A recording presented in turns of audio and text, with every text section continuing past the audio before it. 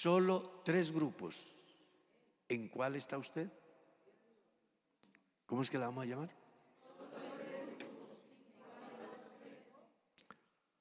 Vamos a leer un versículo que aparece por aquí en el libro de Jeremías, capítulo 15.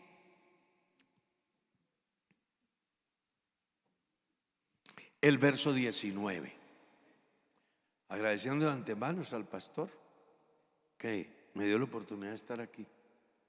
Que gracias. Y gracias a ustedes por tenerme en paciencia. ¿Ya encontraron? ¿Cómo dice el verso 19? A ver, todos vamos a leerlo en alta voz. 1, 2, 3. Por tanto, así dijo Jehová: si te convirtieres, yo te restauraré, y delante de mí estarás. Y si entresacares lo precioso de lo vil, serás como mi boca. Conviertas en ellos a ti, y tú no te conviertas a ellos.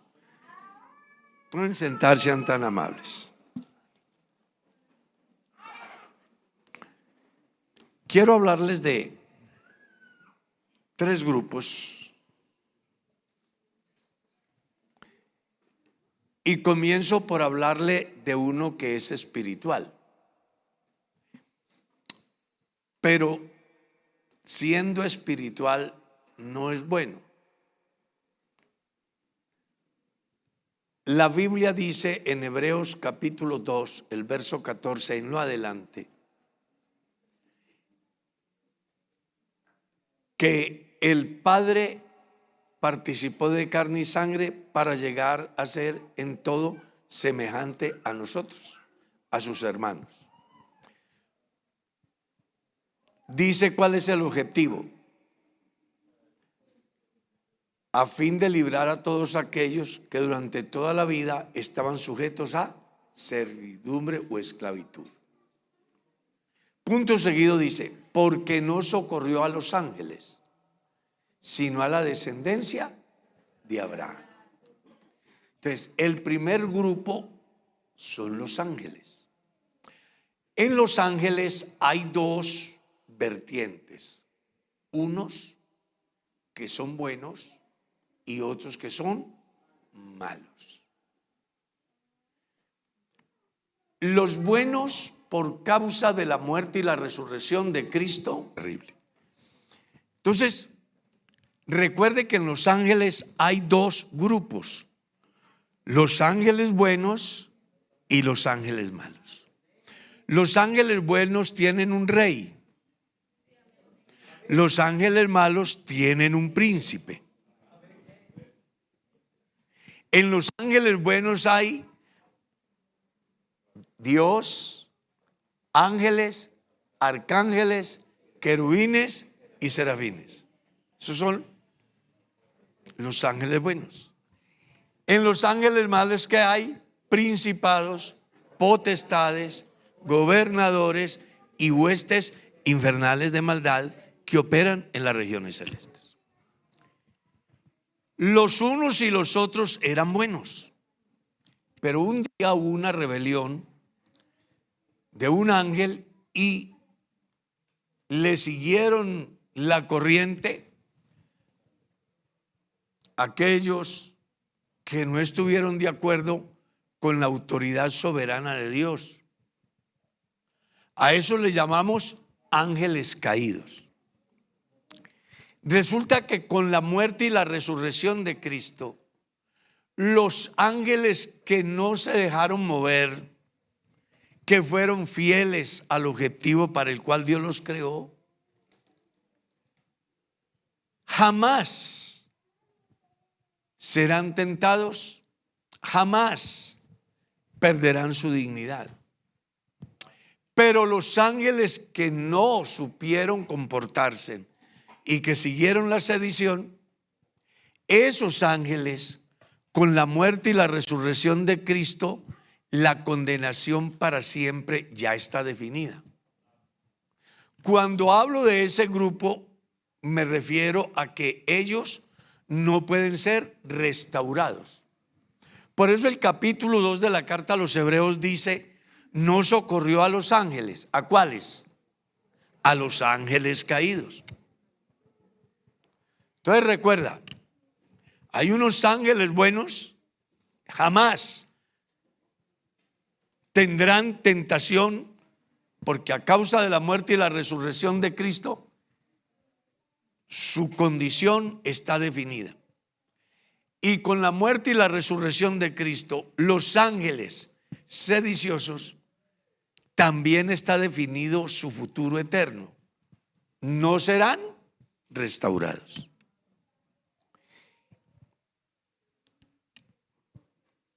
Hay un grupo que se llama los humanos. Y en los humanos hay tres grupos, de los cuales solo uno puede ser restaurado. Entonces, ¿quiénes no serán restaurados? Todos los que sean indiferentes al llamado de Dios. Dios quiere salvar a todos, pero si el hombre no se deja salvar, Dios no lo obliga. Ese cuento que dice la gente: yo estoy esperando que Dios me hable. Si Dios me tiene para ser salvo, Él me llama. Eso es culpar a Dios de su condenación. Cuando Dios quiere salvarlo, a usted le toca hacer su parte. ¿Cuál es su parte? Recibirlo como su Salvador personal. Porque lo que Cristo tenía que hacer ya fue hecho. Murió por nuestros pecados y resucitó para nuestra justificación. ¿Está claro? Entonces, todo el que rechaza a Jesucristo cuando se le predique el evangelio, esa persona no podrá ser restaurada. Mire lo que dice el evangelio de Marcos, capítulo 16. Vayan, prediquen el evangelio en todo el mundo y a toda criatura. El que crea el evangelio y se bautice será, pero el que no crea, ¿qué?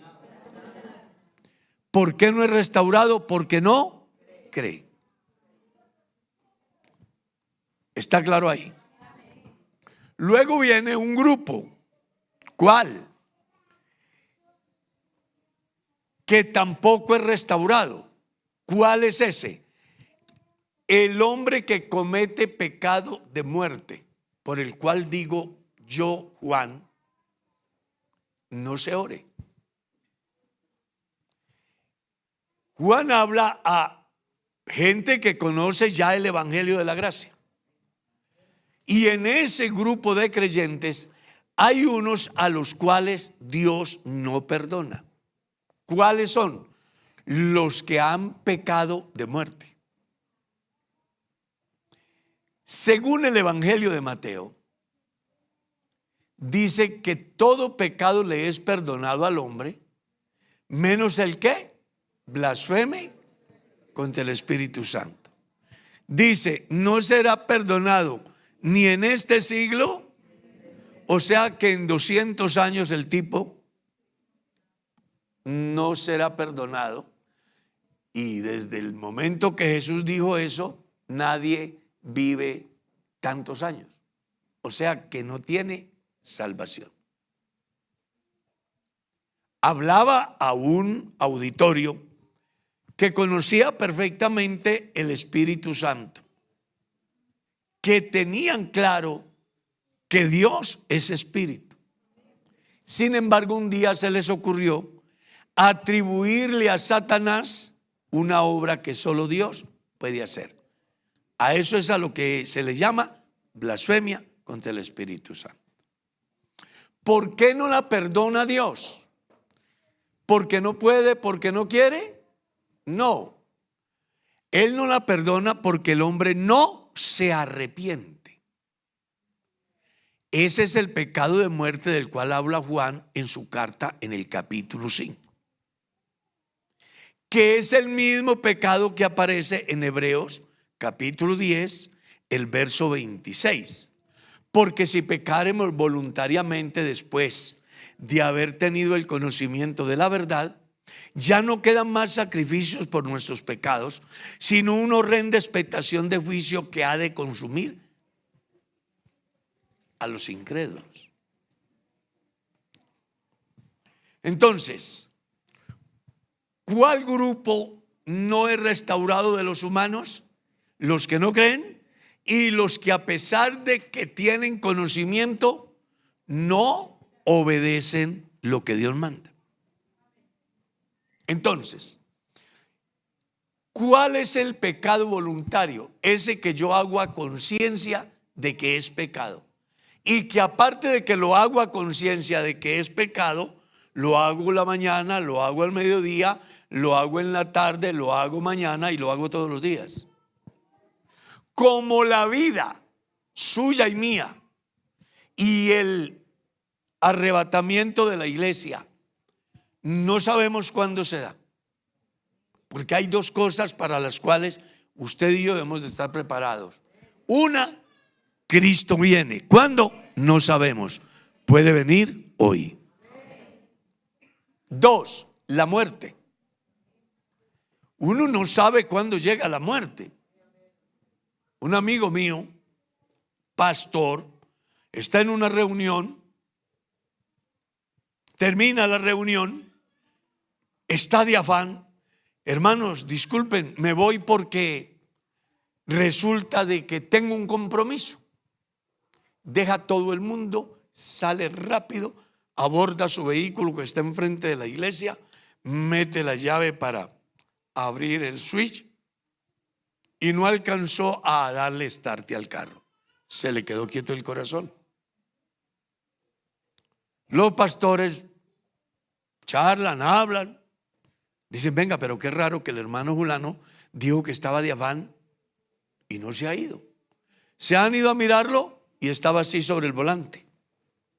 Ya estaba muerto. ¿Cree usted que él pensó que se iba a morir en ese momento? No. ¿Qué pasa si él hubiese vivido pecando voluntariamente a conciencia? ¿Se puede llamar cristiano, pero se salvaría? No. No. Entonces, cuando una persona peca voluntariamente, es una persona a la que Dios no perdona, no porque él no quiera, sino porque aquel vive en el pecado permanentemente, y en una de esas le llega la muerte y se pierde.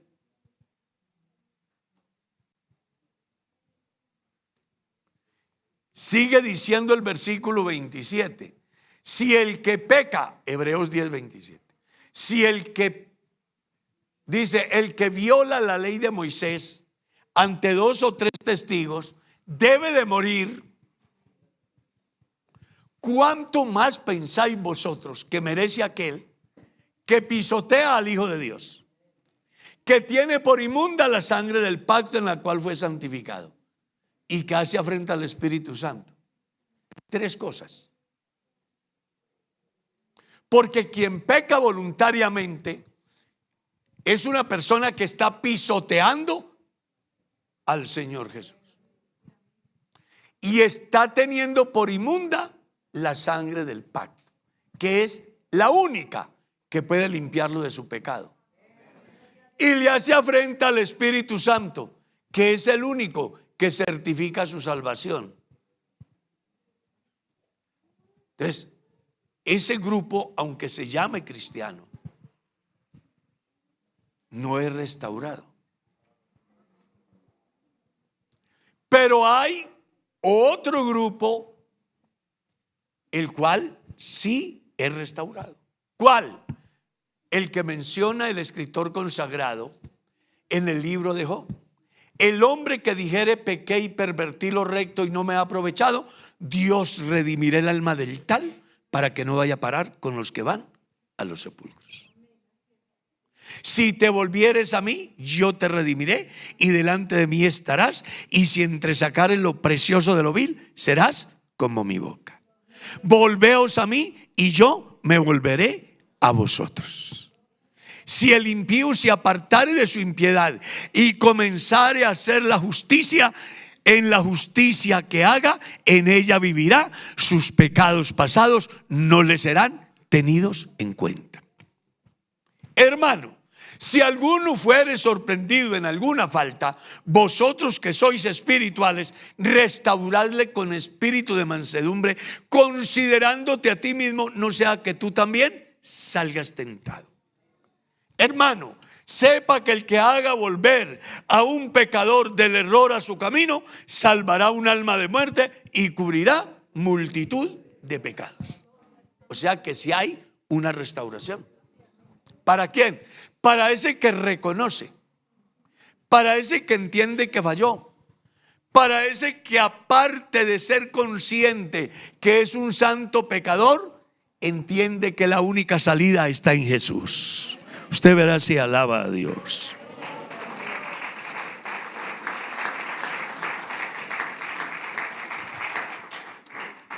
Por eso le dije, ¿en cuál grupo está usted? ¿En cuál? Porque más allá de que todos los humanos seamos pecadores, hay diferencias. Hay unos que no quieren saber nada, hay otros que saben pero no quieren, y hay otros que sabemos y que entendemos que fallamos, pero también comprendemos que en Dios siempre hay una oportunidad. Alabe al Señor, hermano.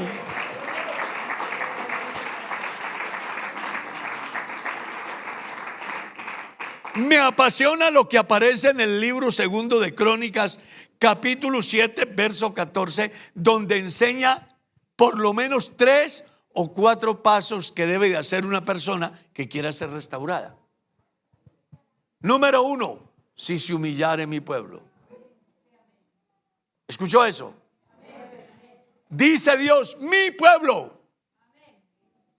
2, y buscare mi rostro. 3, y orare. Acuérdese que el orden del producto no altera el resultado, es que dice la operación matemática. Eso. Primero es si se humillare mi pueblo y orare. Esa es la segunda. Habla con gente que tiene ¿qué? Conocimiento de la verdad. 3, y buscaré mi rostro. Caramba. O sea que Dios está perdido de la vista de ese pecador. ¿Qué fue lo que le pasó al salmista en el Salmo 42? ¿Cómo es que dice? Como el ciervo brama por las corrientes de las aguas, así clama por ti, oh Dios, el alma mía. Mi alma tiene sed del Dios vivo. ¿Cuándo vendré y me presentaré delante de Él? Fueron mis lágrimas, mi pan de día y de noche, mientras me dicen mis enemigos, ¿dónde está su Dios? Me he consumido a causa de gemir, todas las noches lleno de lágrimas mi lecho. Hubo un momento en que el salmista perdió la conexión con Dios y lo inspira a hacer esa oración. Ha perdido, busca y no hay respuesta. No sé si a ustedes les habrá pasado. ¿Alguna vez usted no ha dicho, ¿por qué será que Dios no me escucha? ¿Alguien le ha pasado eso? ¿Sí les ha pasado? Yo le clamo y le clamo y le clamo y Dios como que no me oye. Es más, viene donde el pastor y dice, hermano, ore por mí, que Dios a usted sí lo oye. No sé si al pastor le habrán dicho. A mí sí me han dicho. Usted que está más cerquita de Dios. Pero se le olvida que hay que dar ese tercer paso, buscar. Y la búsqueda puede ser muy fatigoso. ¿O no? Tiempo, sacrificio.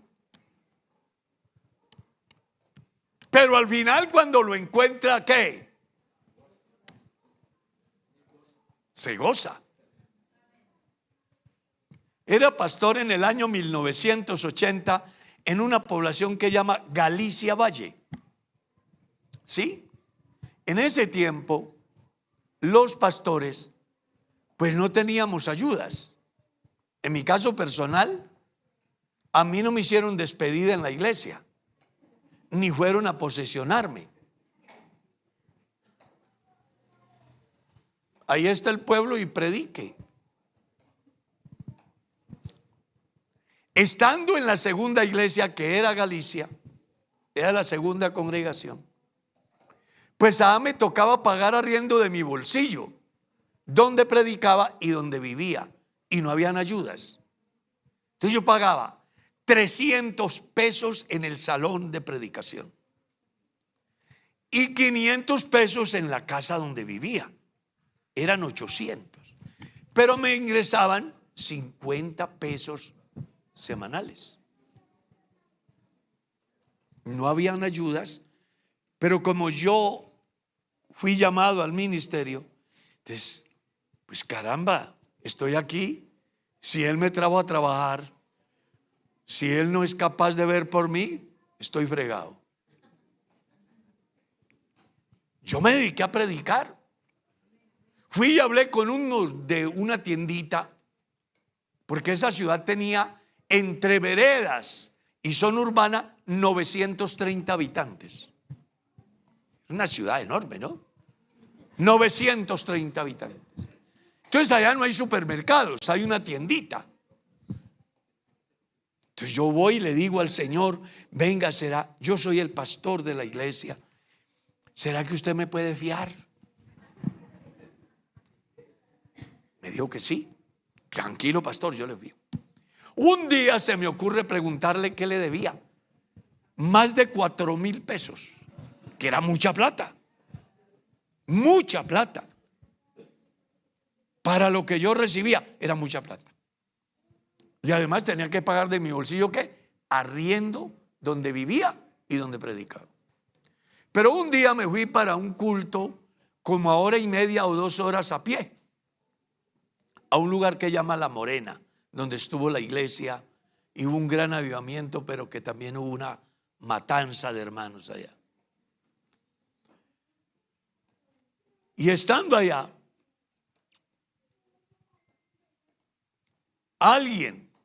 Dios le colocó a alguien a 3 departamentos de distancia. Váyase para un pueblito que llama Galicia y lleve esta plata.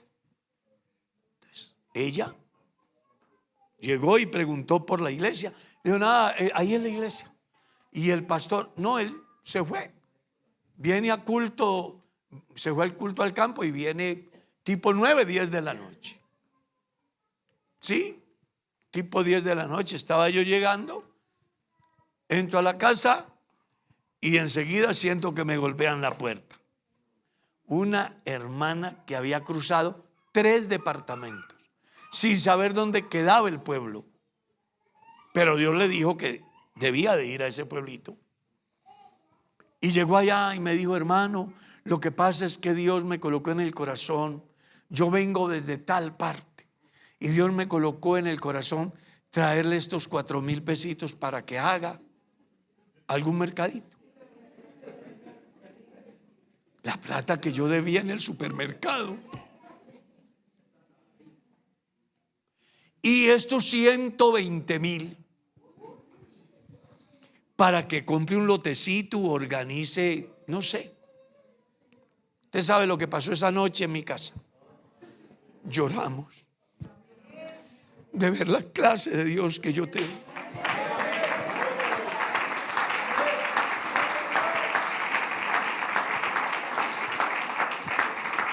Estoy contando esto no por... Es decir, en sí lo que quiero es llegar a un punto importante.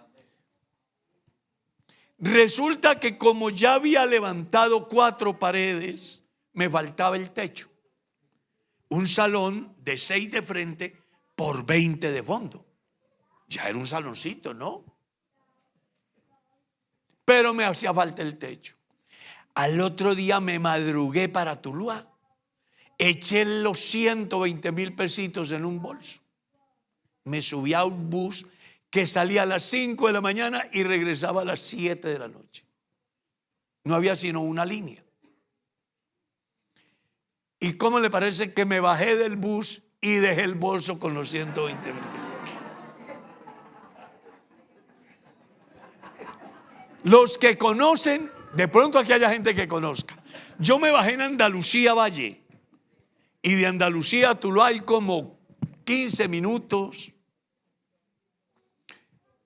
Oye, me bajo, me entro para donde un amigo y cuando estoy allá recuerdo que dejé la plata en el bolso y que se fue en el bus. La alegría de anoche, la angustia de hoy, el desespero de hoy, se perdió la plata. Yo salí a la vía principal, conseguí un carro que me llevara rápido a ver si alcanzaba al tipo. No lo alcancé. Me dice el hombre, ¿y qué clase de carro era? Yo, no, era un bus escalera que viene de Galicia.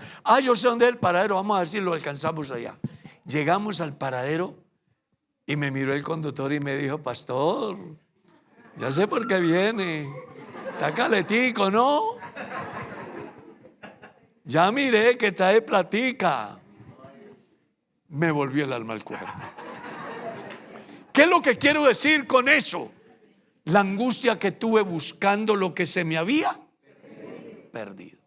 Casi me da una úlcera, de verdad. Bueno, cuando usted y yo buscamos, perdemos la comunicación con Dios, la relación con Dios, y queremos sentirlo, entonces tenemos que humillarnos, orar, buscar, ¿y qué más? Y convertirnos de los malos caminos. Hay mucha gente que le va a pasar lo que Jesús le dijo a Nicodemo. Jesús le dio dos enseñanzas a Nicodemo. La primera, si no naces de nuevo, no puedes ver el reino de Dios. Y la segunda, si no naces del agua y del espíritu, no puedes entrar. Una persona puede ver el reino de Dios, saber que el evangelio es la verdad, saber que en Cristo se vive bien, tener el conocimiento de que hay un infierno, que hay un cielo, que hay un juicio, que hay Dios, que hay un demonio, que hay una condenación. Puede saberlo. O sea, lo ve y sabe que la salida es Dios. Pero no del otro paso, que es nacer del agua y del espíritu para entrar en el reino. Muchos cristianos les suele suceder igual. Conocen el evangelio, saben que el evangelio es la verdad, que es el único camino, tienen algún contacto con Dios, pero algún día, por alguna circunstancia, se rompe la comunicación con Dios. Y entonces se les olvida de qué, humillarse.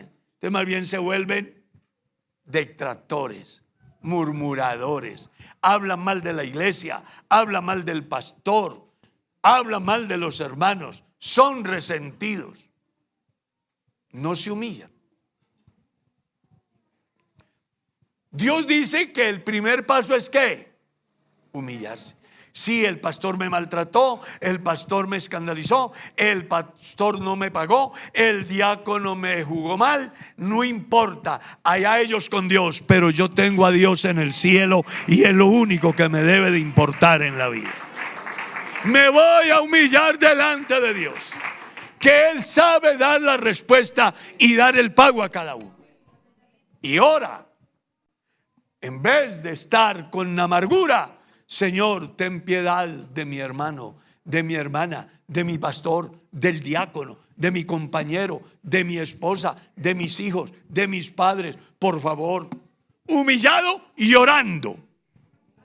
Y buscando porque le importa la comunicación con Dios. Ve, hermano, usted puede acostumbrarse a vivir sin comer carne. Yo vengo de una familia donde fuimos 16 hermanos.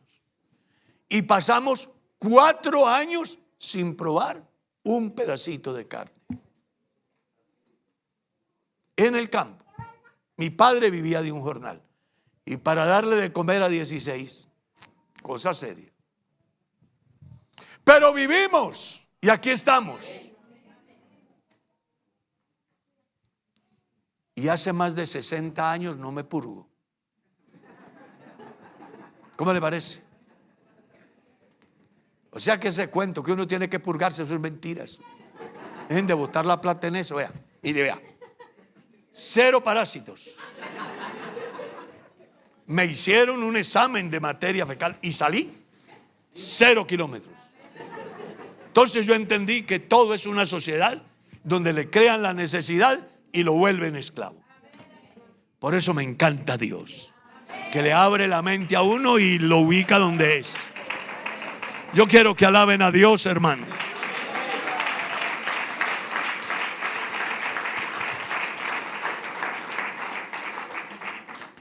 Entonces es importante que usted y yo entendamos que tenemos que orar y buscar. Que nos cansamos, no importa. Que sudamos, no importa.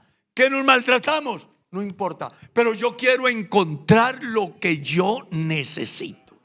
¿Y qué es lo que yo necesito? La comunión con Dios. Usted puede acostumbrarse a vivir sin dinero, en casa de techo de parot. Puede acostumbrarse a comer 2 alimentos al día. Puede acostumbrarse a vivir sin su mujer, sin su marido, sin sus padres, sin sus hijos. Pero no se acostumbre a vivir sin Dios. Dios es la necesidad más grande que los peregrinos en la tierra tenemos. No hay una necesidad mayor. Conozco gente que ha perdido toda su familia, pero no han perdido a Dios. Y los ves rozagantes, incentivados, felices, porque aunque no tengo nada aquí, lo tengo todo allá. Claman los justos y Jehová los oye.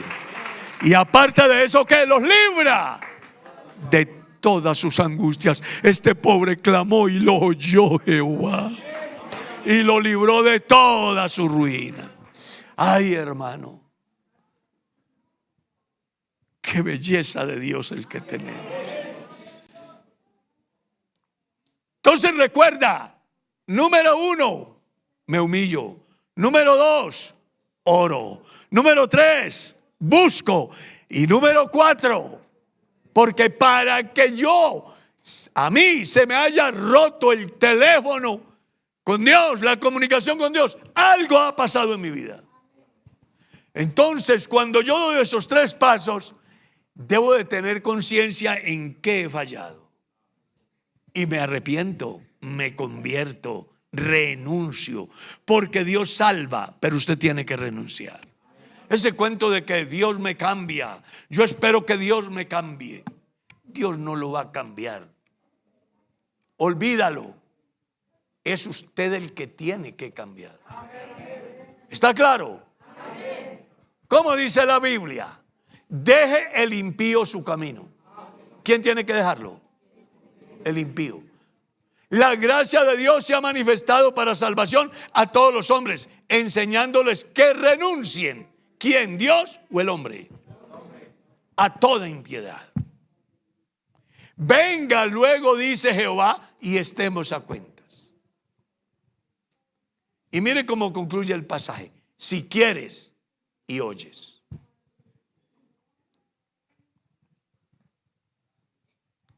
Así que Dios te quiere salvar. Dios te salva, pero tú tienes que tomar una decisión.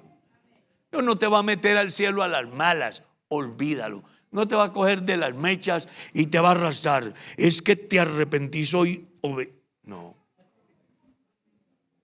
Así dijo Jehová: paraos en los caminos, mirad y preguntad por la senda antigua, cuál sea el buen camino, y andad por él, y hallaréis descanso para vuestras almas. Esa es la oferta de Dios. ¿Pero qué dijeron ellos? No andaremos. ¿Los obligó? No. Dios no obliga a nadie. Dios le da todo. Le hace la oferta. Pero usted escucha y usted tiene que tomar una decisión.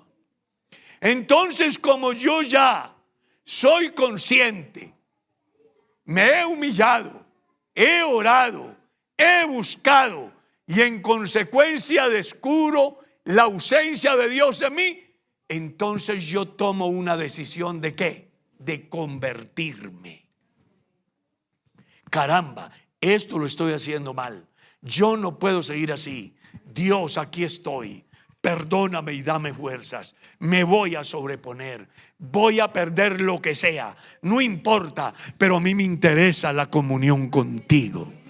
Porque no hay cosa más preciosa que hablar con Dios. En estos días difíciles que Dios en su infinita gracia me permitió superar, he tenido noches donde he sentido como si Dios está aquí y yo lo estoy abrazando. Me quebranto, derramo mi alma y digo, no hay cosa más linda que sentir a Dios. No hay cosa mejor. Todo en la vida es vanidad. La fama, la plata, los bienes, los amigos. Todo en la vida es transitorio, es pasajero. ¿Hasta dónde te lleva tu familiar? ¿Hasta el cementerio? ¿Y qué? ¿Qué pasa ahí? Pues te deja. Pero cuando tú tienes una buena comunicación con Dios, Él te dice, no importa que te dejes aquí, de aquí para adelante yo sigo contigo. Bienaventurados los que duermen en el Señor, porque sus obras con ellos. Yo quiero que lo alaben, Él está aquí.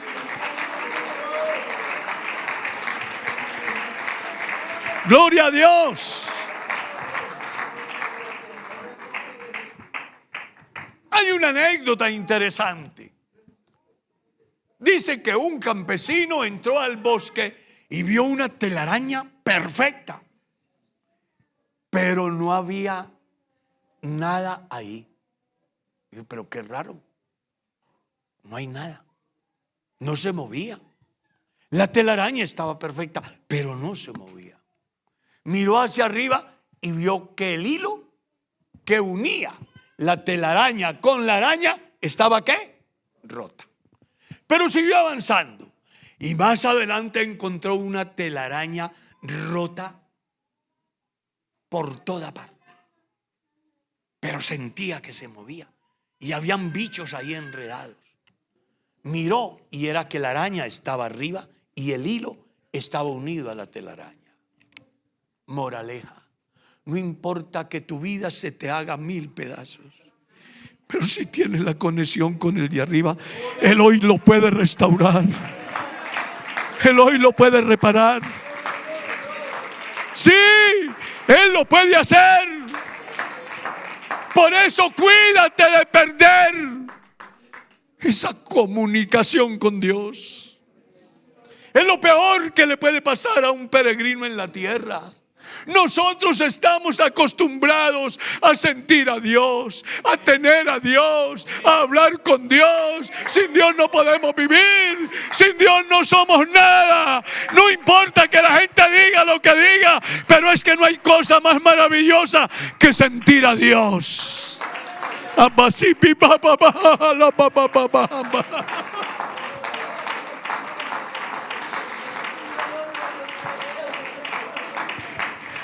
Hermano, pierda lo que sea, pero no pierda su salvación.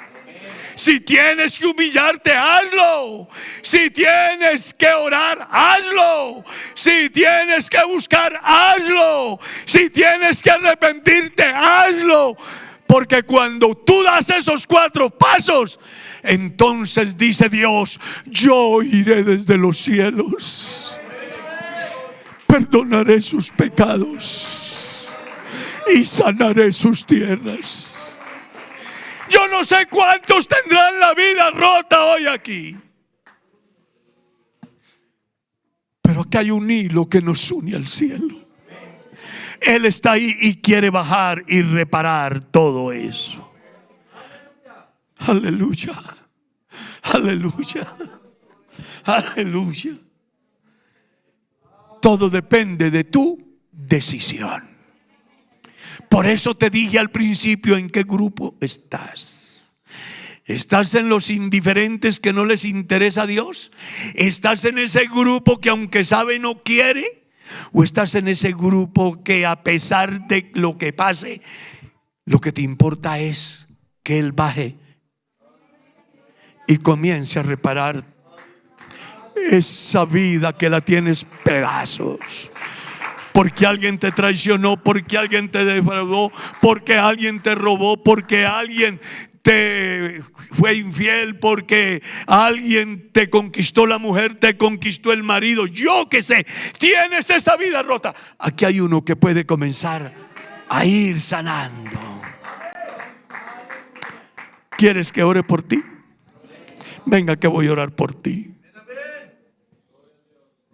Venga que voy a orar por ti. No sé cómo está tu vida, pero Él dice: si te volvieres a mí, yo te redimiré y delante de mí estarás. No se vaya de este importante evento sin permitir que el de arriba baje y repare todas esas heridas que te ha causado el peregrinar en esta tierra, donde muchas veces pensamos que todo está perdido. Creemos que ya no hay esperanza, pero aquí está Dios. Aquí está Dios. Hermanos, aquí está Dios. Colóquese usted que está allá de pie, colóquese de pie. Hágame el favor, y si quiere venir, venga, que aquí hay uno que quiere restaurar tu vida. Recuerda, sin restauración no hay esperanza. La esperanza aquí radica en que Cristo vino para que los que no teníamos esperanza hoy tengamos esperanza. Él está aquí en esta noche.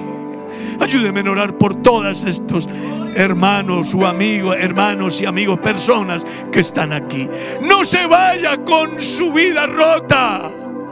No se vaya sin esperanza. Aquí está el que puede vendar tus heridas, suavizarlas con aceite y hacer de ti ese hombre, esa mujer que al final, si te acuerdas de tus miserias, lo harás como de aguas que pasaron, y mirarás y dirás: venga, ¿cómo lo logré? Bueno, lo logró porque había una unión entre el cielo y tú. No importa qué haya pasado, Él quiere restaurarte hoy. Señor, aquí está este grupo de hermanos.